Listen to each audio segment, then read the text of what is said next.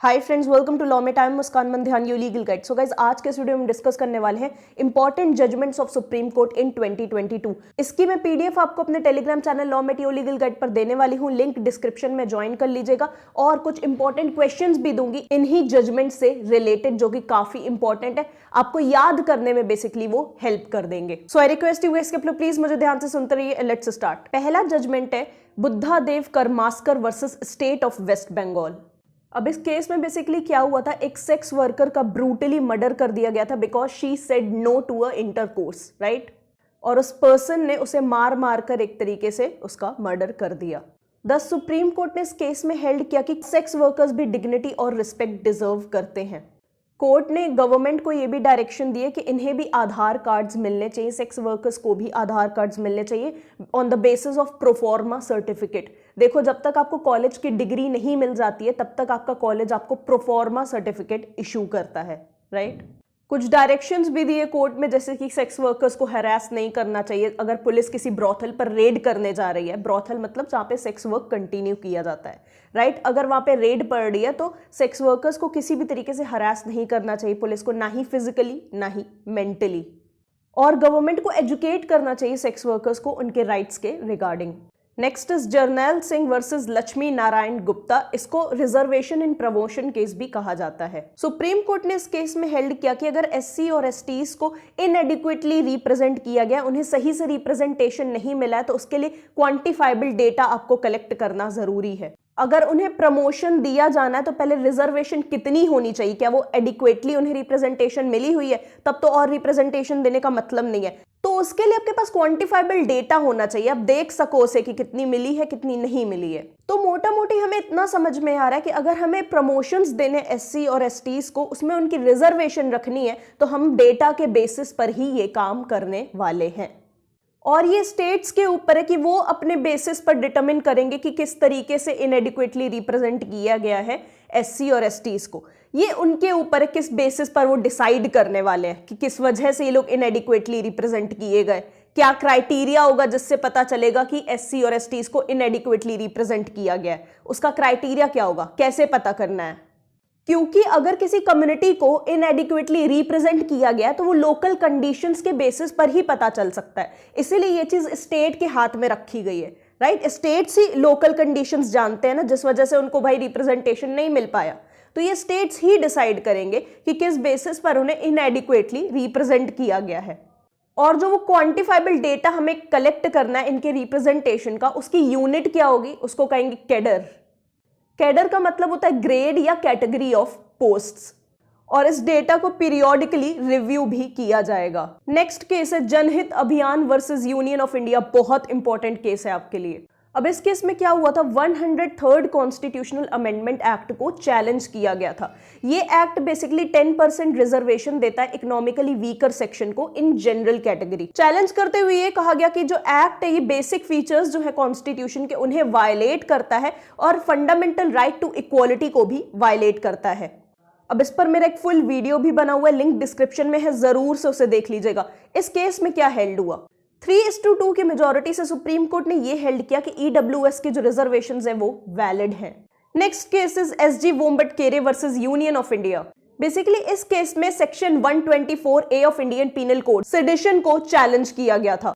Sedition basically जो individuals है उनकी freedom of speech and expression को कर्टेल करता है, उसे छीनता है। और जिस कंट्री से ये लॉ आया, यूनाइटेड किंगडम, उसने खुद इस लॉ को रिपील कर दिया, तो हम अभी तक इसे क्यों कंटिन्यू कर रहे हैं। और इसका बहुत ज्यादा गलत यूज भी होते हुए इंडिया में दिखा है। कोर्ट ने एक तरीके से गवर्नमेंट को नोटिस भेजी है इस चीज को लेकर, और गवर्नमेंट का रिप्लाई आया कि वो एक बार रिकंसिडर करेगी इस लॉ को। कोर्ट ने यह भी ऑर्डर पास किया कि स्टेट और सेंट्रल गवर्नमेंट को एक तरीके से इस सेक्शन के अंडर में एफआईआर रजिस्टर नहीं करनी चाहिए जब तक कि डिसीजन नहीं आ जाता है। मान लो फिर भी किसी के अगेंस्ट इस सेक्शन के अंडर में एफआईआर रजिस्टर हो जाती है तो वो कोर्ट जा सकते हैं रिलीफ के लिए। और जिन भी पर्सन के अगेंस्ट इस चीज को लेके ट्रायल चल रहा था, अपील चल रही थी, प्रोसीडिंग्स चल रही थी इस सेक्शन से रिलेटेड, वो सब सस्पेंड कर दी गई है फॉर द टाइम बीइंग। जब तक डिसीजन नहीं आ जाता है तब तक वो सस्पेंड ही रहेंगी।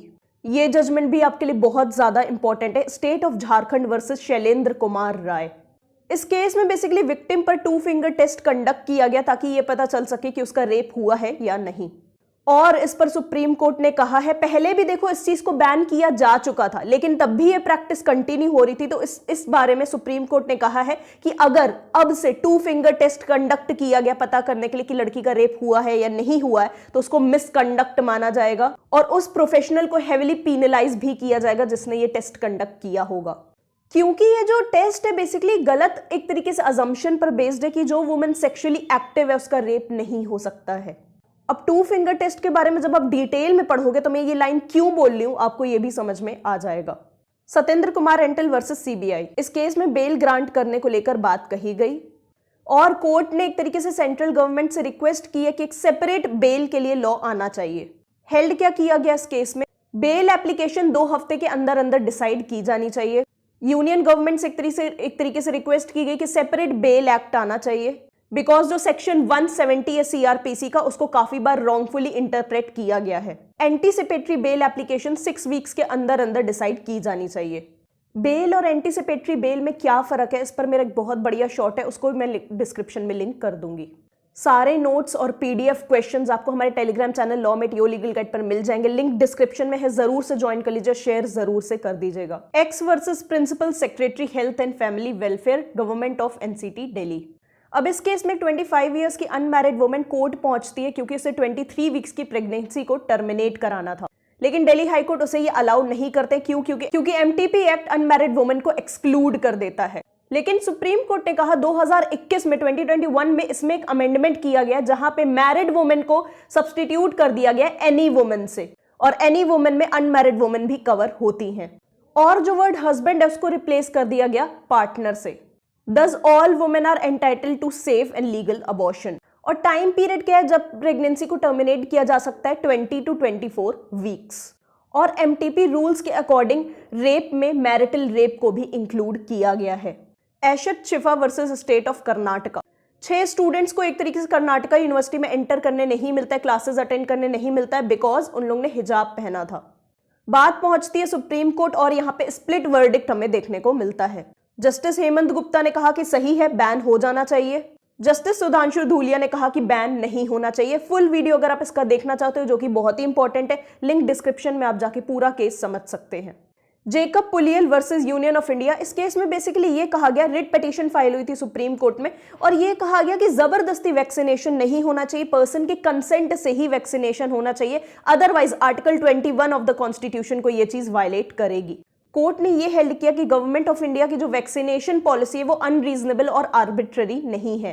लेकिन कोर्ट ने यह भी कहा कि जो बॉडीली इंटीग्रिटी है, भाई मुझे कौन छू सकता है कौन नहीं छू सकता, ये मेरे ऊपर है, और ये चीज article 21 of the constitution protect करता है, राइट।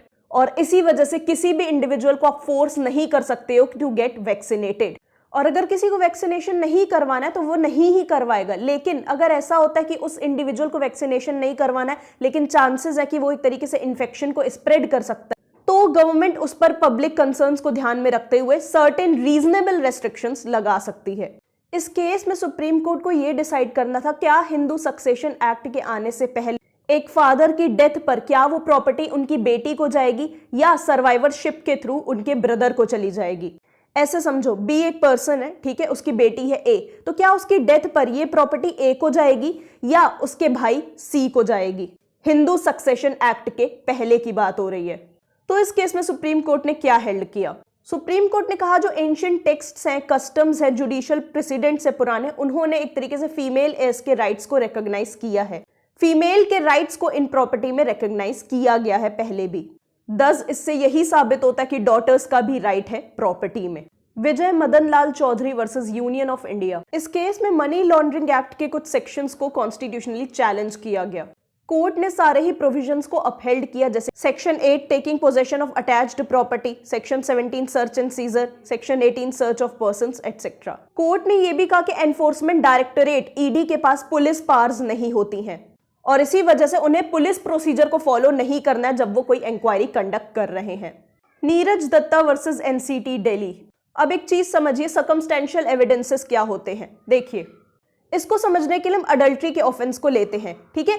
कुछ होते हैं डायरेक्ट एविडेंस कि भाई मैंने आंख से देखा है खून होते हुए, राइट। लेकिन अडल्ट्री जैसे ऑफेंस के लिए आपको सर्कमस्टेंशियल एविडेंसेस पर रिलाय करना रहता है, जैसे कि फोन के कुछ मैसेजेस हो गए, कुछ रिकॉर्डिंग्स हो गई, कुछ कॉल रिकॉर्डिंग्स हो गई, एटसेट्रा। अब इस केस में सुप्रीम कोर्ट ने हेल्ड किया कि सर्कमस्टेंशियल एविडेंसेस काफी हैं किसी पब्लिक ऑफिशियल को पनिश करने के लिए for the act of bribery. मतलब अगर कोई पब्लिक ऑफिशियल ब्राइब ले रहा है, आपके पास उसकी कोई फोटो है, रिकॉर्डिंग है, तो वो चीज काफी है उसे सजा दिलवाने के लिए, भले ही आपने उसकी अपनी आंखों से देखा हो या ना देखा हो।